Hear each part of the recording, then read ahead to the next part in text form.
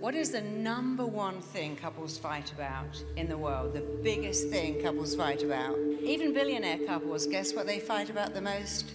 Money.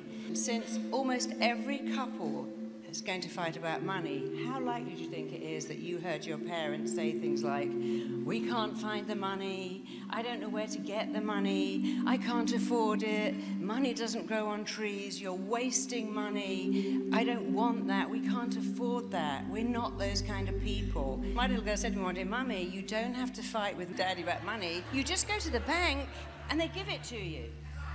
That's what she believed. And then later when I was saying to her, baby, that's very expensive. Mummy, Father Christmas doesn't buy it. The elves make it. You can have whatever you want. So we're all born with this interesting belief. Here's the thing, in the womb, you have everything. You're in Hawaii, it's 75 degrees. All your needs are met. Babies are born with a belief that says, I can have everything whenever I want. It's why they decide to wake you up at 5 a.m. because they want to be entertained. They don't think it doesn't suit you. It suits them. And then something happens, and our money beliefs start to be really warped. And we learn half of what we learn in our whole life before we're 5. And our relationship with money is fixed when we're 7. And we have a relationship with money. I knew this because my brother went to private school, and I went to state school because my father thought he was destined for greatness. He wasn't sure about me. I outclassed my brother years ago. He wouldn't mind you saying that. But when he went to this private school, they'd give him math and they'd say, now, you have 8 companies and you sell 4. How many have you got left? Well, the answer's 4. But they said to him, you have 8 companies. You sell 4. You have all this money. You're smart. My school said you have 3 bananas. You give 2 away. How many have you got left? Well, I gave all my stuff away. I had 1 left. Although that sounds silly, that's the difference in some people's relationship with money. Some people are taught, well, you're a smart kid and you're always going to do well. And others have a very different relationship. And here's the thing about the mind, it's really important to understand. Every thought you think, every word you say, is a blueprint that you must move towards, because one of the rules of the mind is that your body and mind act in a way that matches up to your thinking. You act in a way that is utterly consistent with how you define yourself. And when you say things like, I don't know where the money's coming from, I don't like to ask for money because spiritual people shouldn't ask for money. Good people don't want money. When you say those things, those throwaway things, oh, money slips through my fingers, I can never keep money. You are making a blueprint, and you are making yourself work to meet that blueprint. And when you know that, you have to meet a better blueprint. Don't talk about bananas and apples, talk about investing. And I know this to be true because I've worked with many, many lottery winners whose blueprint was, well, we never had money. My father got paid on Friday. By Thursday, there was no money. They won the lottery. I worked with one guy, and he was earning $300 a week. He won $15 million. You know what he did? What he always did. He spent it all till it had gone. That was his pattern. It comes in on a Friday. I spend, and by following Friday, it's gone. Within 3 years, he was utterly broke. Back in the cookery factory, and he said something interesting. I prefer it. I didn't know who my friends were. That wasn't true, but he made that true. And I've worked with a lot of rock stars who also were earning $4 million a year for 5 years, and when their career ended, they had nothing because they never had parents who invested. And so I want you to think just for a minute of some of the thoughts. I know you will have heard about money. Money doesn't grow on trees. I can't find the money. You don't find money, you earn it. I don't know where the money's coming from. Money slips through my fingers. The more money I have, the more goes. You think I'm made of money. We can't afford that. You take your kids and go pick a piece of candy. They come out with a big box. You go, who do you think you are? We haven't got the money for that. And the kid thinks, oh, I shouldn't ask for anything. It upsets people if I ask for money. And then years down the line, what happens is they can't ask for money. Investing is difficult. Keeping money is difficult. It slips through my fingers. I don't know where the money goes. Who says that? Of course you know where it goes. You set up an account, what comes in, what goes out, and we delude ourselves. You know, I worked with someone recently who could not ask for money, and her parents were wealthy, both of them. They were divorced, and her mum would say to her, ask your dad for money. When you're with him this weekend, ask him for money for shoes, ask him for money for a coat, ask him for money for your swimming trip. She said, I hated asking him. My mum had more money than him. I just couldn't bear to ask him for money. And I'm a doctor. I never send my clients invoices. I just don't charge them. What kind of crazy that my accountant thinks I'm insane? And I said, no, you're not insane. Here's the one thing about the mind that therapists find really vexing. It loves what is familiar. And it wants to go back to what's familiar. Because just like living in those walled cities with the eye of a needle that's shut at night, we were safe doing the same old, same old, same old. So your primitive brain likes what is familiar and is going to keep recreating what's familiar. And it doesn't really like what's unfamiliar. However, here's the good news, you can make anything familiar. I flew in economy for years. Once I turned left, I made that so familiar, so fast that I'm never turning right again. But for years, I didn't mind flying and I didn't know anything else. It felt very comfortable. It doesn't now because I made something else familiar. So if money is unfamiliar, and after what we're going to do in a minute, I want you to say every day, I am making this familiar. I will make it familiar. After all, peeing in the toilet wasn't familiar once, but I'm assuming you all got that. You just made it familiar. Putting food in your mouth wasn't familiar. You don't go, oh, this is so difficult, I'm just going to abandon it. You have to make a point of saying to your mind, I will make this familiar. I'm making it familiar. Your mind goes for what's familiar. That's a fact. And here's another fact. You can make whatever you like familiar. So make a wealthy state of mind familiar. I'm a great believer that you can't fix what you don't understand. You can't heal what you don't feel. So what I'm going to do right now, I'm going to go back. I'm going to have a look at every single one of you's beliefs about money. We'll do this in a REM state. It's much better. I want you to look up and keep your eyes up. And when I ask you to close your eyes, I want you to keep your eyeballs up, but to close the lids down. So go into alpha, where you can visualize way better. Everyone do that with me. Look up, keep your eyeballs up, close the lids down. You'll feel a fluttering. It's a sign that you're incredibly suggestible.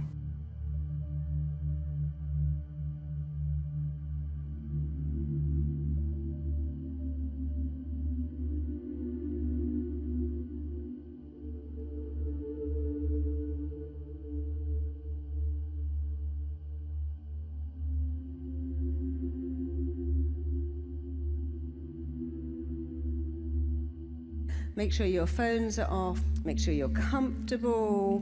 Don't sit with your arms crossed and your legs crossed. Try to sit in an open position. We'll do this about 20 minutes. You'll lose track of time. You really like it. If you feel like you want to cry when we're doing this, please don't stop. I'm a great believer that feelings are better out than in. They're a bit like gas. Better out than in. Don't try and keep stuff in because it's painful. Let it out, and then you'll feel better. You know, your feelings are the most real thing you have, and we live in a country where we're taught not, oh, you feel something?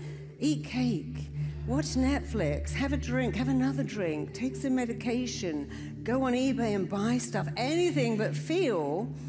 And I have this belief that I love. You've got to feel your feelings until they no longer require to be felt. And if you push them down with food or drink or drugs or shopping or more Jo Malone candles, they just regroup and come back. So whatever you're feeling, don't stop it. Feel it. It's the most real thing you have. And don't worry about crying or coughing. We're all going to go on our own journey and you'll like it. So let's start right now. Look up as if you're looking into your eyebrows. Breathe in. Keep your eyeballs up, breathe out. Excellent, breathe in, breathe out. And one more time, breathe in, keep your eyeballs up. Hold it, but this time as you breathe out, keep your eyeballs up, but close the lids down. And as your eyelids close down, I want you to drop your chin down so you feel that same looking down feeling that you might feel as you look over a balcony, down a flight of stairs. You're looking down 10 steps. You have that looking down sensation. And now you're moving on to step 10 and 9. And you can feel your feet. You can hear your feet. You can see your feet connecting to every step as you go deeper. You're taking step 8 and 7, going deeper into an awareness of yourself. You're taking steps 6 and 5, going deeper into an awareness of yourself with every breath you take. You're taking step 4, and every sound and noise around you just flowing right through you, relaxing you more and more. You're taking step 3 and 2. You're taking step 1, and you can just go deeper and deeper and deeper into an awareness of yourself. You're going deeper into your memory bank. You're about to go deeper to find out how, where, why, and absolutely when you picked up some distorted beliefs about money. And as you take step 1, it's like you've stepped into a time tunnel and you are being pulled back, drawn back, taken back. You're being moved back. And as you are pulled back, drawn back, moved back, years, months, weeks, days are peeling away from your body.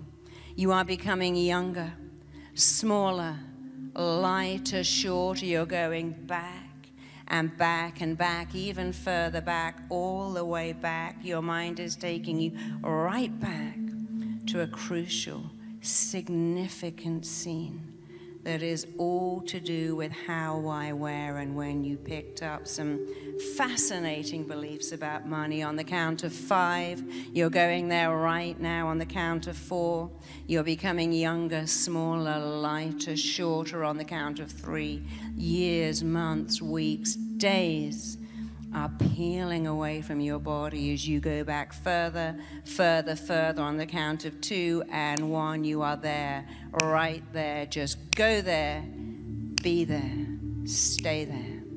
And as I count to 3, your ears are wide open. And on the count of 3, you're going to hear something said right in front of you, over you, around you, to you, that is all about money. On the count of 1, 2, and 3, your ears are open, and you can hear somebody saying something about money. And I want you to hear exactly what you heard then. I want you to feel exactly what you felt then.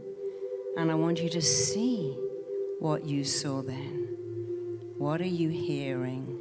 What are you seeing? What are you feeling? What are you experiencing? You can hear it and see it like it was yesterday.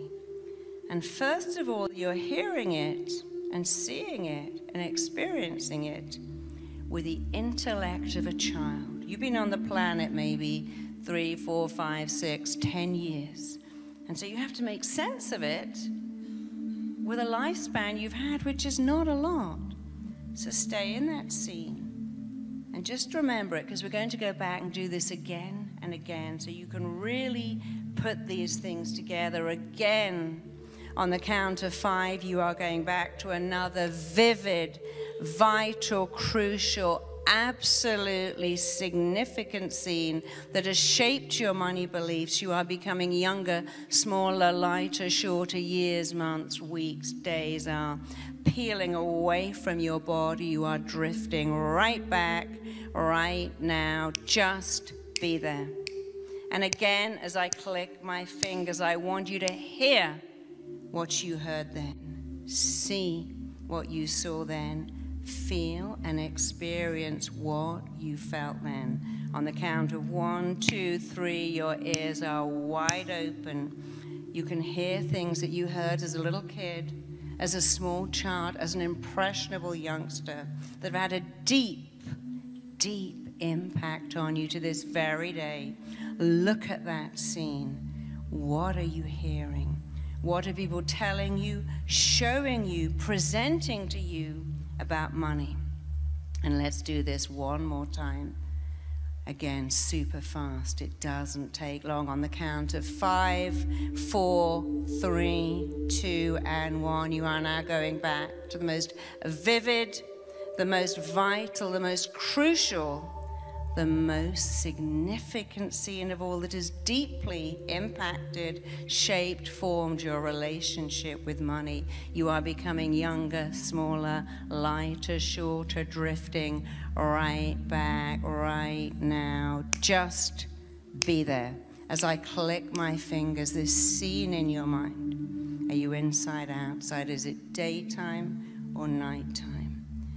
And here's the only question that matters. What are you doing, seeing, feeling, and experiencing? Hear exactly what you heard then. See what you saw then. Feel what you felt then. Feel that feeling of being scared to spend money, or the belief that you just didn't deserve money, you weren't worth money, you don't know how to get money.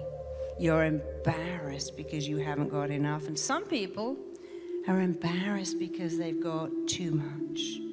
Stay in that scene, see what you saw, feel what you felt, hear what you heard.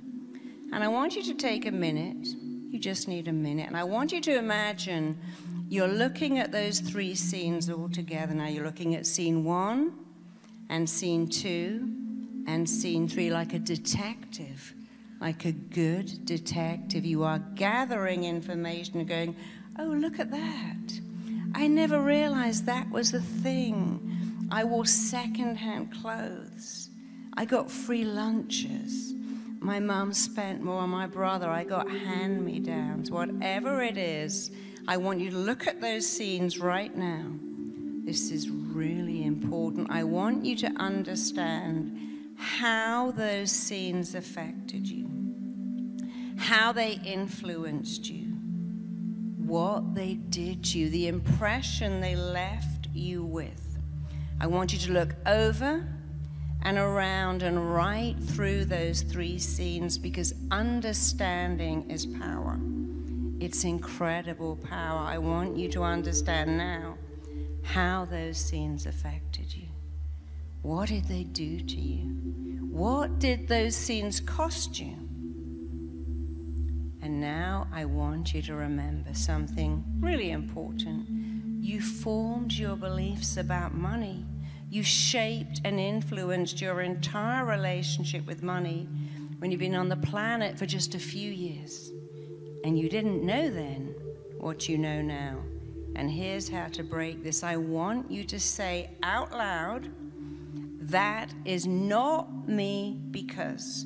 So whatever you saw in that scene, you're going to shatter and smash and erase and eradicate and eliminate those beliefs. You have to do it out loud so your mind understands. I want you to say after me this second, that's not me because, and I want you to finish the sentence. Go now.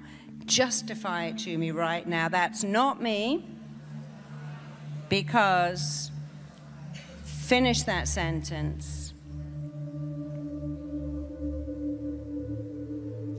And I want you to say, that will never be me ever again for the rest of my life because, only louder.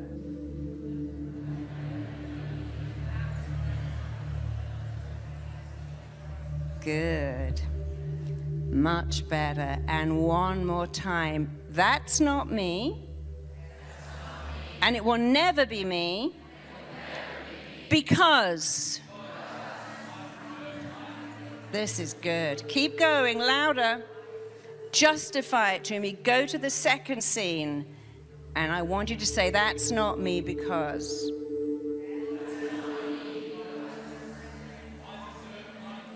Keep going, louder, all of you. I want to hear it from all of you. That will never be me ever again because.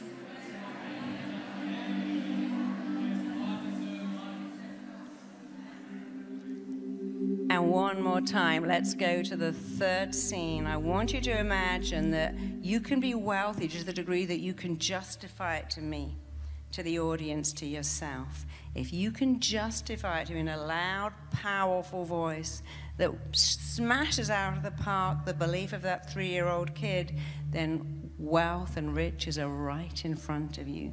So give it all you've got, and let's go to scene 3 and say out loud together, that's not me because.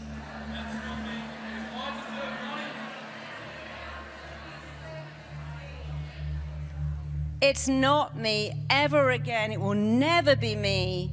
Say that and finish with because.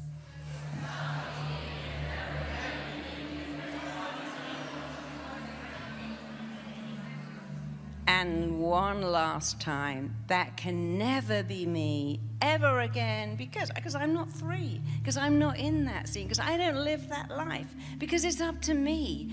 I can make as much money as I choose to. Say that out loud now and give it all you've got and a bit more.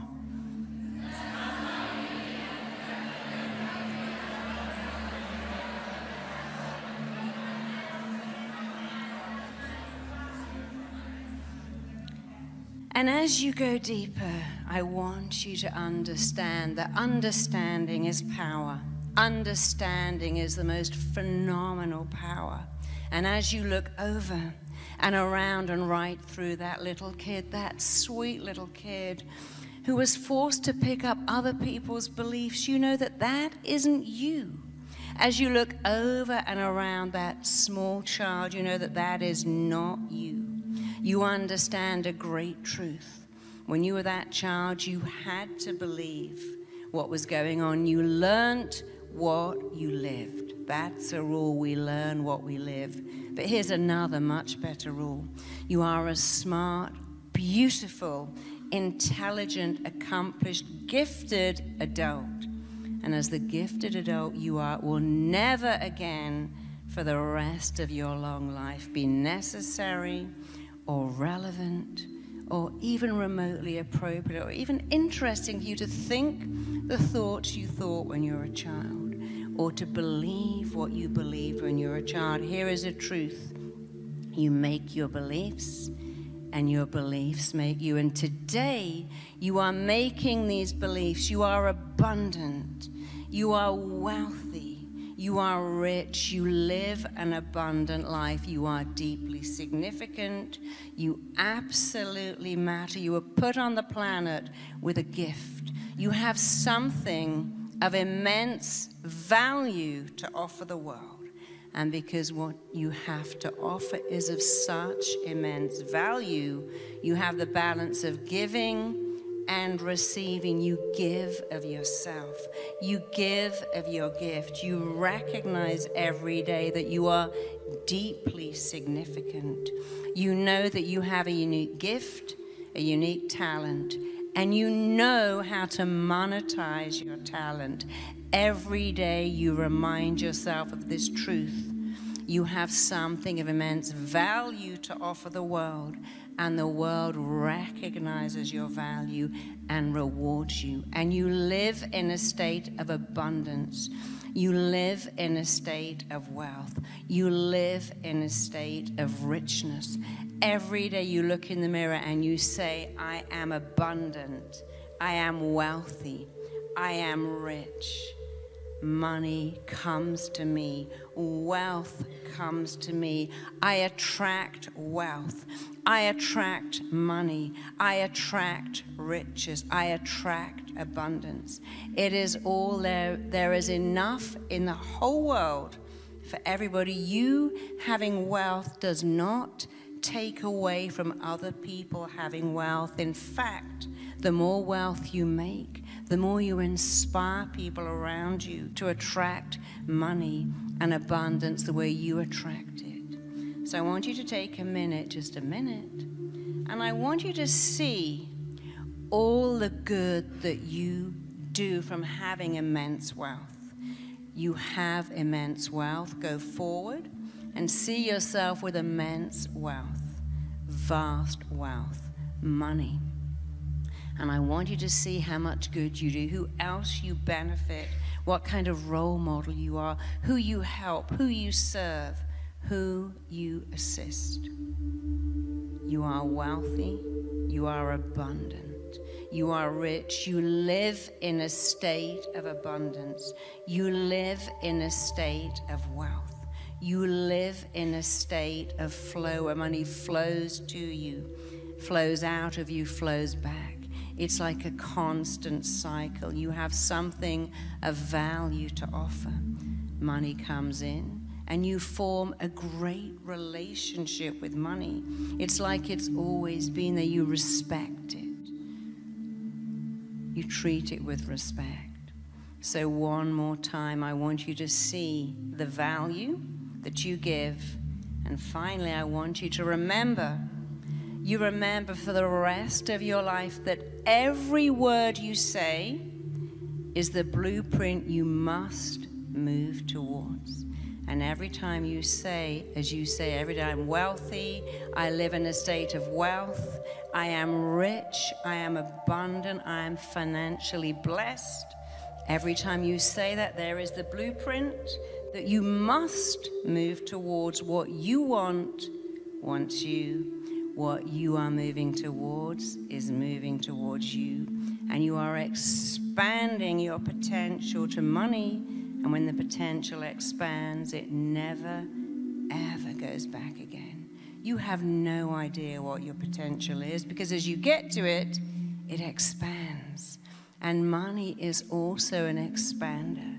You have a vast potential to make vast amounts of money, to be wealthy, rich, abundant, because that little kid is not you and can never be you.